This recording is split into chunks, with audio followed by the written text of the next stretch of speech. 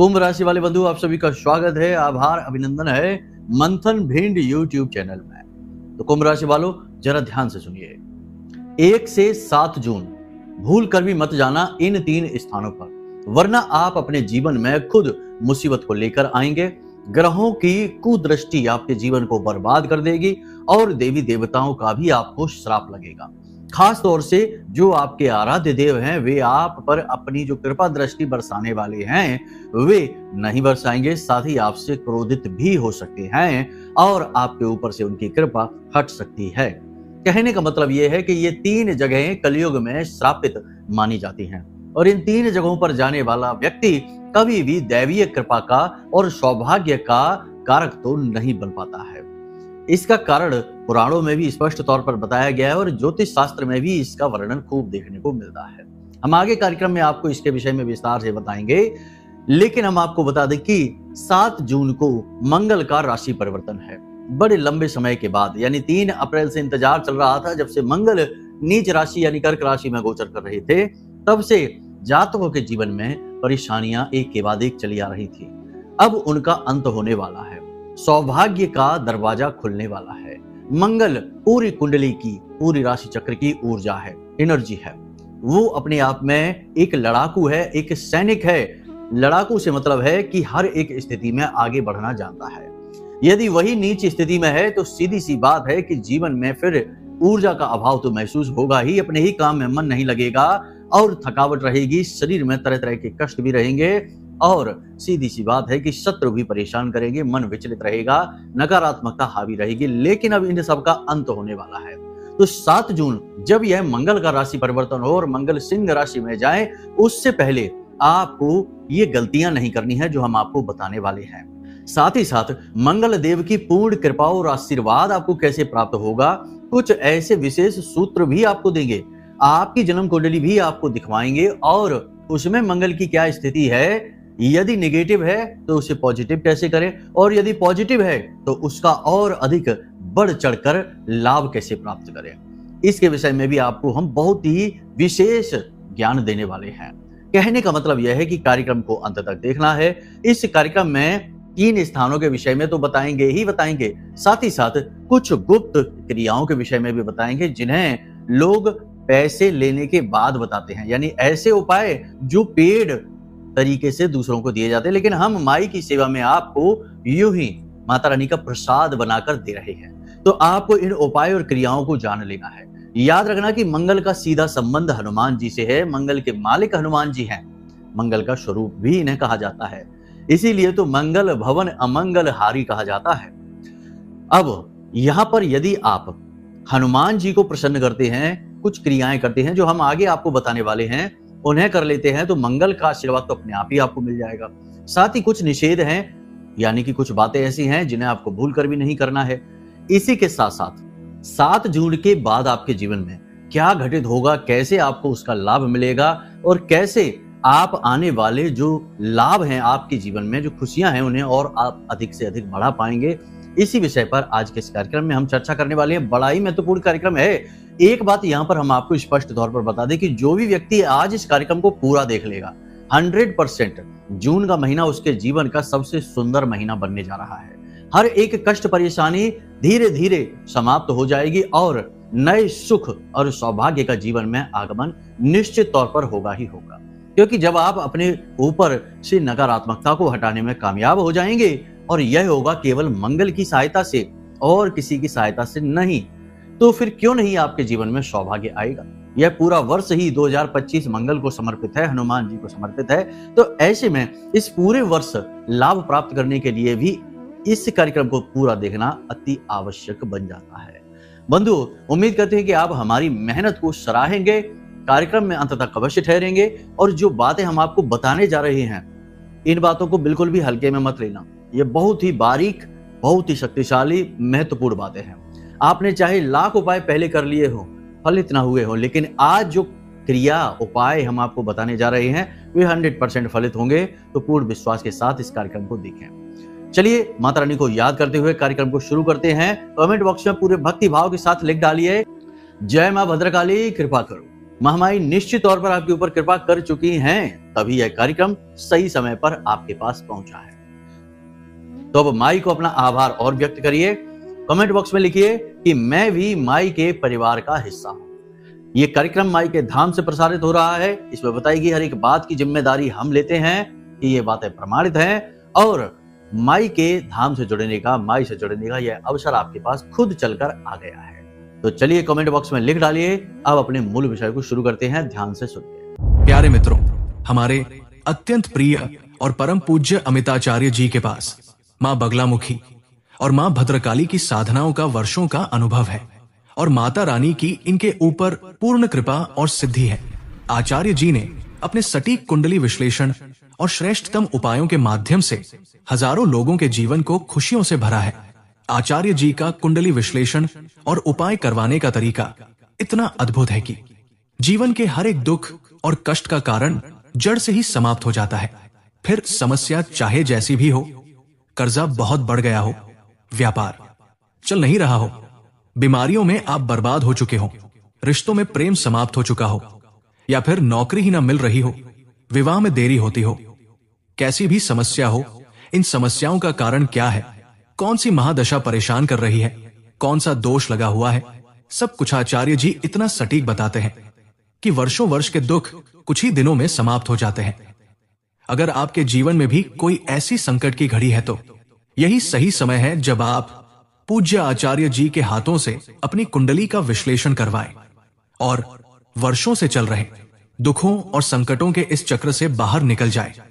प्यारे मित्रों, अभी वीडियो में दिए गए नंबरों पर फोन करिए और अपनी कुंडली का श्रेष्ठतम आकलन करवा डालिए। जिंदगी बदलने का ये सबसे बड़ा मौका हाथ से मत जाने दीजिएगा। जय माई की, महामाई आपका कल्याण करे।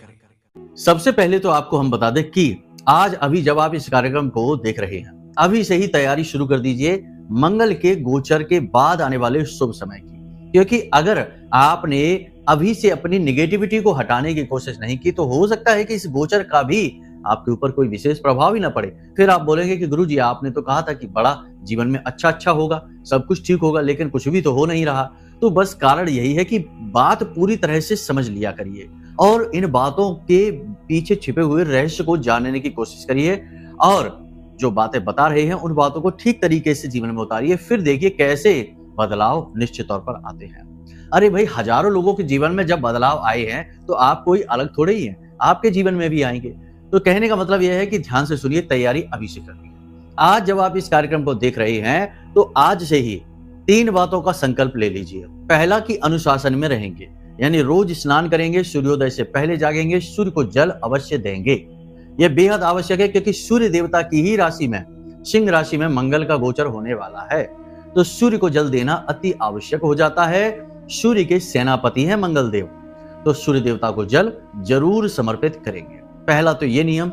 दूसरा नियम यह है कि प्रतिदिन योग, प्राणायाम, आध्यात्म, कसरत थोड़ी बहुत जरूर करेंगे। थोड़ा बहुत बॉडी का मूवमेंट अवश्य करेंगे। देखिए, मंगल एक सैनिक है और सैनिक की पहली मांग होती है कि वह शारीरिक तौर पर फिट रहे, मानसिक तौर पर स्वस्थ और एकाग्र रहे। जिनका मंगल खराब होता है उनकी पहचान ही यही है कि उनका पेट बहुत सारा बाहर आ जाता है, शरीर में स्थूलता बढ़ जाती है और एकाग्रता भंग हो जाती है। सोशल मीडिया पर और फालतू के कार्यों में जरूरत से ज्यादा समय बिताने लगते हैं। मंगल खराब है इसी वजह से। तो आपको ठीक इसका उलट करना है।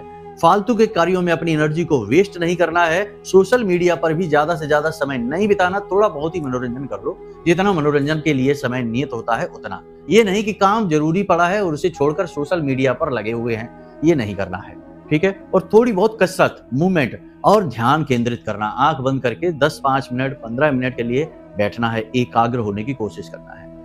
ये बातें बिल्कुल प्रैक्टिकल हैं, इन्हें आप करेंगे, इनकी परिणाम आप महसूस करेंगे। ये कोई लिखी पढ़ी बातें, सुनी सुनाई बातें नहीं हैं, हमारे भी अभ्यास की बातें हैं और कई लोगों को हमने कराए हैं अभ्यास, उन्हें भी इससे बड़े लाभ मिले हैं, तब हम आपको ये बातें बता रहे हैं। तो आपको ये दूसरा। तीसरा, किसी भी प्रकार का नशा नहीं करेंगे। किसी भी प्रकार का नशा, शराब है और दुनिया भर का जाने क्या क्या है। अब हम तो इतना नहीं आपको बता पाएंगे, हमारा क्षेत्र नहीं है ना ये, इसलिए कह रहे हैं। तो कुल मिलाकर किसी भी प्रकार का नशा नहीं करेंगे। लेकिन नशा यदि सकारात्मक है, अब कैसा नशा? काम करने का नशा है, कुछ अच्छा बड़ा करने का नशा है, व्यायाम करने का नशा है, तो इसे अवश्य करना है। पॉजिटिव हैबिट कहते हैं इसको। तो ऐसी आदतें जो सकारात्मक हैं उन्हें जरूर आजमाना है, लेकिन जो ये व्यसन है, निम्न स्तरीय व्यसन है, इन्हें आपको त्याग देना है।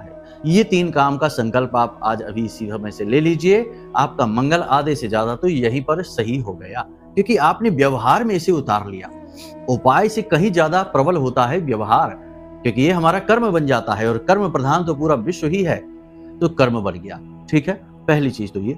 दूसरी चीज ये कि आज से या कल से जब आपको ये कार्यक्रम सुनने को मिल रहा है, उसके बाद जितना हो सके उतना जल्द से जल्द 1 मुट्ठी मसूर की दाल रोज फूलने के लिए डालिए। रात्रि के समय, प्रतिदिन रात्रि के समय फूलने के लिए 1 मुट्ठी मसूर की दाल जरूर डालिए, और रोज सुबह इस मसूर की दाल को गाय को खाने के लिए दे दो।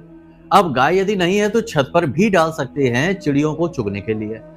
चिड़िया तो सबके यहाँ आती ही हैं। कुल मिलाकर यह है कि या तो गाय को या पक्षियों को ये हम भोजन कराएंगे। गाय को जब आप भोजन कराएं तो गाय के शरीर में हर एक भाग में देवी देवताओं का वास माना गया है। उदाहरण के लिए समझे तो मस्तक पर ब्रह्मा का वास है, सींगों पर शिव और नारायण का वास है, और कानों में अश्विनी कुमार का वास माना जाता है। इस प्रकार अलग अलग भाग में अलग अलग देवी देवताओं का वास माना जाता है। तो जो पूंछ का भाग है वहां हनुमान जी का वास माना जाता है। तो जब आप गाय को यह मसूर की दाल खिला रहे हो, उस समय गाय का एक फेरा लगाइए और उसकी पूंछ को स्पर्श जरूर कर लेना। ठीक है, देखो जो बातें हैं वास्तविक हैं, इन्हें कोई आपको बताएगा नहीं। हम पहले ही कह चुके हैं कि ये बातें लोग गुप्त रखते हैं, जिससे पैसे मिलते हैं उसे बताते हैं, मुफ्त में नहीं बताते हैं, लेकिन ये चीजें काम करती हैं। गाय के पूंछ के भाग को आपको स्पर्श करना है और फेरा लगा के आ जाना है। आपका मंगल अनुकूल होता चला जाएगा, और जैसे ही यह सूर्य की राशि यानी कि सिंह राशि में प्रवेश करेगा, आपके जीवन में चमत्कार घटित होने शुरू हो जाएंगे। अब इसी के साथ साथ प्रतिदिन हनुमान चालीसा का पाठ तो आपको करना ही है। यदि हो सके तो मंदिर में 3 चीजों का दान और कर दीजिए, आपका काम बन जाएगा। पहला, आसन जिस पर बैठकर लोग पाठ करते हैं। दूसरा, हनुमान चालीसा की किताब, मंदिर हनुमान जी का ही होना चाहिए। हनुमान चालीसा की बजरंग बाण की किताब जो होती है, जिसे पढ़ते हैं लोग, वो किताब। और तीसरा, माचिस। जी हाँ बंधुओं, बहुत ही आवश्यक, जैसे दीपक जलाते हैं उसे मंदिर में दान कर दीजिए। माचिस का पूरा बंडल, पूरा पैकेट आप दे देना। ये दान बहुत ही आवश्यक है, क्योंकि दान का संबंध धर्म से होता है, और आप धार्मिक स्थल पर जो दान करते हैं उसका महत्व बहुत अधिक होता है। उससे दैवीय कृपा जीवन में आती है, ग्रह नक्षत्रों के दोष समाप्त हो जाते हैं और सौभाग्य का उदय होता है। तो ये काम आप जरूर कर लीजिए 7 जून से पहले पहले। अब बात करते हैं आपकी कुंडली की। देखो कुंडली में भी मंगल की स्थिति आपकी क्या है, इससे यह साबित होगा, यह पता चलेगा कि आने वाला मंगल का गोचर आपके साथ क्या करने वाला है। जी हाँ, तो देखो मंगल की कुंडली में 3 स्थितियां होती हैं। एक तो शुभ स्थिति है, एक अशुभ स्थिति है, और एक बद की स्थिति है। तो अब सबसे पहले शुभ स्थिति की बात करते हैं। तो सीधी सी बात है कि मंगल अपनी खुद की राशियों में यानी कि मेष और वृश्चिक में बैठा है, या फिर उच्च राशि यानी मकर राशि में बैठा है, या फिर किसी देव राशि से यानी मित्र ग्रह के साथ अपनी युति बनाकर बैठा है, जैसे सूर्य के साथ, चंद्रमा के साथ। तो ये शुभ मंगल की स्थिति में आएगा। ठीक है, इसी प्रकार यदि मंगल अशुभ है तो इसके संकेत क्या है, तो आप देखिए कि किसी पापी ग्रह के साथ मंगल ने यदि युति बना ली है तो अशुभ है। दूसरा, पापी ग्रह की बात करें तो जैसे शनि शत्रु है, राहु केतु है, इनके साथ में यदि युति बना ली है तो फिर मंगल आपका अशुभ हो गया। नीच राशि यानी कर्क राशि में चला गया तो मंगल अशुभ हो गया। या फिर किसी पापी ग्रह की दृष्टि इसके ऊपर पड़ रही है, जैसे शनि की दृष्टि पड़ रही है, राहु केतु की दृष्टि पड़ रही है, तो मंगल यहाँ पर आपका अशुभ हो जाता है। इसी प्रकार यदि कुंडली में 1, 4, 7, 8, 12 के भाव में मंगल बैठा हुआ है तब भी यह मांगलिक योग बना देता है, अशुभ ही रहता है। छठे भाव में भी यदि मंगल बैठ जाता है तो अशुभ ही कहलाता है। तो ये अशुभ मंगल की श्रेणी होती है। आप अपनी कुंडली खोलकर देखिए और कमेंट बॉक्स में बताइए कि मंगल आपके किस स्थिति में बैठा हुआ है, किस ग्रह के साथ युति बनाकर बैठा है। अब मंगल बद यानी कि बहुत ही बुरा। मंगल बद, पूरी कुंडली में कहीं भी बुध और शुक्र यदि साथ बैठे हैं तो मंगल बद हो जाता है। 9वें भाव में शुक्र बैठे हैं तो मंगल बद हो जाता है। सूर्य शनि पूरी कुंडली में कहीं भी साथ बैठे हों तो मंगल बद हो जाता है। मंगल बद यानी बहुत ही बुरा। अब बद मंगल तो अच्छे फल देगा नहीं, अशुभ मंगल तो अच्छे फल देगा नहीं। तो ऐसे में आपको जो हमने उपाय बताए हैं, क्रियाएं बताई हैं, वे उपाय क्रियाएं आप अवश्य करें। लेकिन इसके साथ साथ एक महाशक्तिशाली उपाय आप और कर लीजिए। हमने पिछले कार्यक्रम में भी इसे बताया था कि आपको एक मिट्टी का कलश लेना है। मिट्टी के कलश में, पूरे कलश में या तो आपको शहद भर देना है या देसी खांड पूरी भर देनी है। ऊपर से मिट्टी का ही ढक्कन लगा देना है कलश के ऊपर और उसे अच्छी तरीके से आटे से सील कर देना है। चारों तरफ उसके आप कलावा लपेटेंगे, 7 बार कलावा लपेटेंगे, गांठ नहीं लगाएंगे और मंगलवार के दिन ये क्रिया करेंगे और किसी निर्जन वीरान स्थान में मिट्टी में यानी गड्ढा खोदकर उसमें दबा देंगे या फिर शमशान घाट पर इसे गड्ढा खोदकर दबा देंगे। ये वर्ष में एक बार किया जाने वाला उपाय है। इससे मंगल कैसा भी हो, चाहे अशुभ हो चाहे बद हो, उसके फल अच्छे मिलने शुरू हो जाते हैं। साथ ही साथ हनुमान चालीसा का पाठ प्रतिदिन करना अनिवार्य रहेगा और हनुमान रक्षा कवच अपनी कलाई पर धारण करना बेहद आवश्यक रहेगा। हमने पिछले कार्यक्रम में हनुमान रक्षा कवच के विषय में भी चर्चा की थी। यदि आपको इसके विषय में ज्ञान नहीं है या और जानना है तो आप हमें कमेंट करें, हम अगले कार्यक्रम में आपको इसके विषय में बता देंगे। या फिर वीडियो में दिए गए नंबर पर फोन करिए तो हम इससे जुड़ा हुआ पूरा ज्ञान पूरा विस्तार से आपको आपके व्हाट्सएप नंबर पर ही भेज देंगे। चिंता की कोई बात नहीं और ये सारी चीज बिल्कुल मुफ्त रहेगी। यानी हनुमान रक्षा कवच की जो जानकारी है वह मुफ्त रहेगी, उसकी कोई मूल्य दक्षिणा नहीं रहेगी। ठीक है, इसे माई का आशीर्वाद प्रसाद समझकर आप ग्रहण कर लेना। तो यदि आप इसकी जानकारी चाहते हैं तो आप वीडियो में दिए गए नंबर पर फोन कर लेना, आपको इसकी जानकारी मिल जाएगी। ठीक है, चलिए तो अब आगे बढ़ते हैं। आपको बताते हैं कि ये जो उपाय और क्रियाएं जब आप करेंगे तो इससे आपका आने वाला समय तो शुभ होगा ही होगा, साथ ही आपके जीवन में जो नेगेटिविटी चल रही है, जैसे कोई कर्जे से परेशान चल रहा है, रिश्ता, क्योंकि मंगल का 2-3 जगह पर जीवन में बहुत गहरा प्रभाव रहता है। सबसे पहले तो दाम्पत्य जीवन इसी पर निर्भर करता है, दूसरा धन की स्थिति कैसी रहने वाली है और तीसरा कर्जा। आपके जीवन में यदि कर्जा बहुत अधिक बढ़ गया है, आप चुका नहीं पा रहे हैं, तो समझो कि मंगल की स्थिति जरूर खराब है।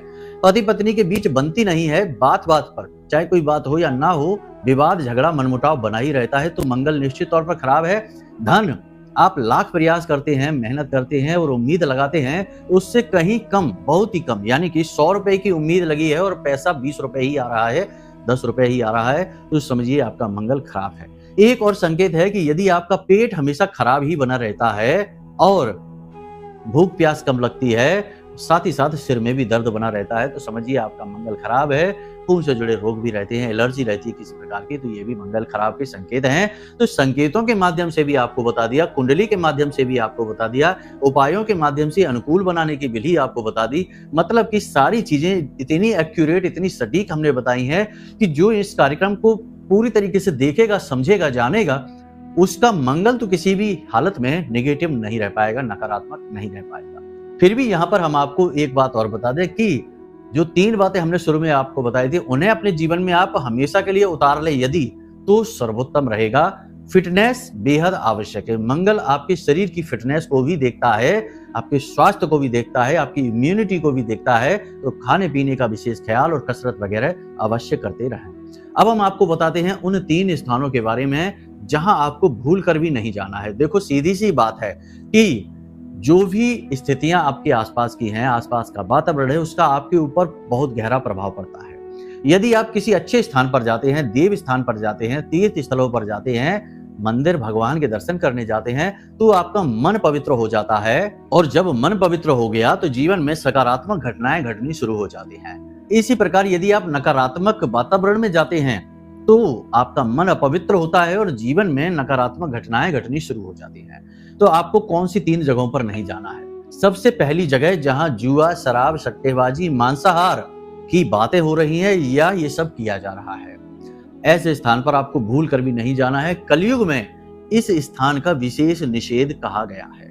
महाराज परीक्षित से जब कलयुग ने स्थान मांगे तो कलयुग को 4 स्थान भगवान ने नियत किए।